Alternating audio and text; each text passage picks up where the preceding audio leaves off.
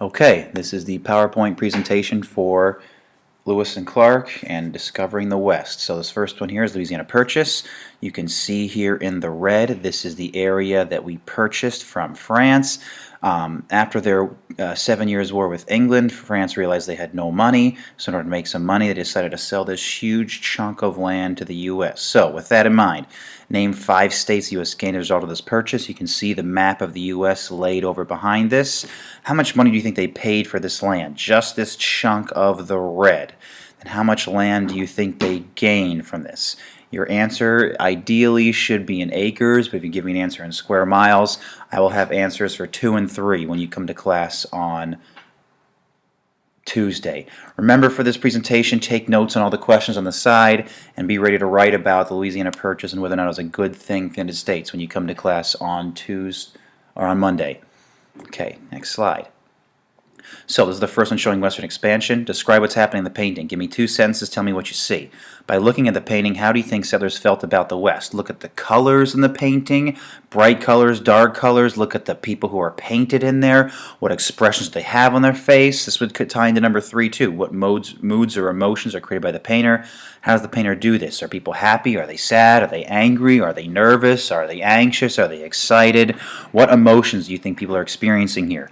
And how is the painter showing you these emotions in this art here? You can't really just show emotions suddenly, all of a sudden, like happy's not a color. So what are they doing to show happiness or sadness or worry or anxiety about moving to the West? And again, you can pause and stop and look at any of these photos throughout the thing and do more detailed notes. Okay, here's our first image of a battle for the West. Again, describe what's happening in the painting. Give me 1 to 2 sentences. What moods or emotions are created by the painter, and how does the painter do this? You can see here, this is a very different painting from the one we saw before. It looks very different. Not only just the lack of color, but how does that lack of color maybe change the feel of this painting too? Okay, I got this little movie trailer about Lewis and Clark. I think it's a pretty good job. No, looks like it's not going to work. Okay, so next thing, Lewis and Clark, probably the 2 most famous guys known for exploring Louisiana Purchase. So you can see here in the red, this is the path they took all the way out and when they came back. So again, name 5 states that Lewis and Clark encountered on their expedition. You may now have to look at another map of the U.S. and see where things would be. Use rivers as a guide. You can also, if you look at the red trail here, it does give you some cities and some states that would be included there. So you usually find 5 there. And if you know your geography, you would know possibly what cities or states are based around this map here. Also, number 2, what geographical features and climates do you think Lewis and Clark encountered? So geographical features. What rivers, mountains, bodies of water? Do they see plains? Do they see snow? Is it going to be cold? Is it going to be wet? Is it going to be dry? What exactly are they experiencing there? And what type of landscape are they seeing too? And last one, what parts of America were they exploring? What were they hoping to find? There was one major thing we've been looking for out here at this point in time for over 300 years.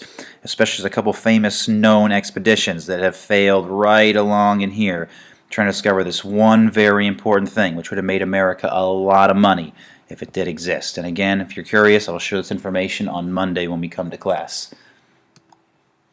So, Lewis and Clark, next one, Meriwether Lewis, he's the guy here on the left. He was shot in the hip by one of his crewsmen. This happened after their journey.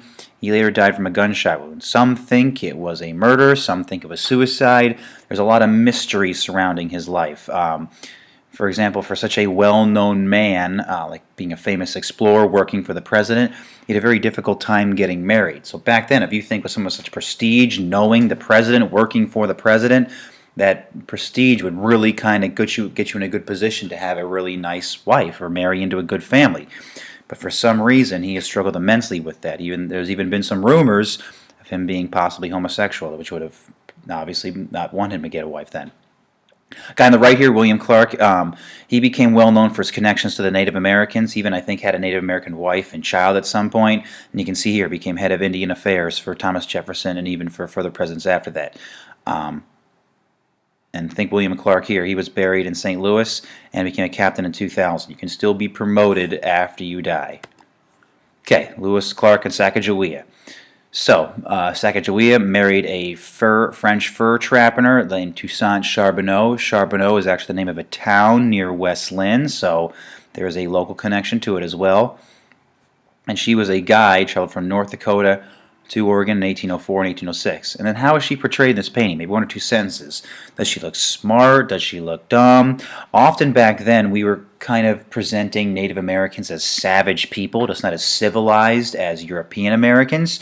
Does she look to be as uncivilized or savage as we may believe Native Americans were back then? She looked a little better off than that, or a little more, I guess you could say, like Europeanized. Okay, next one. We have these two animals to the right. These were the first time we had Americans see these animals. And you can, if you see these links here,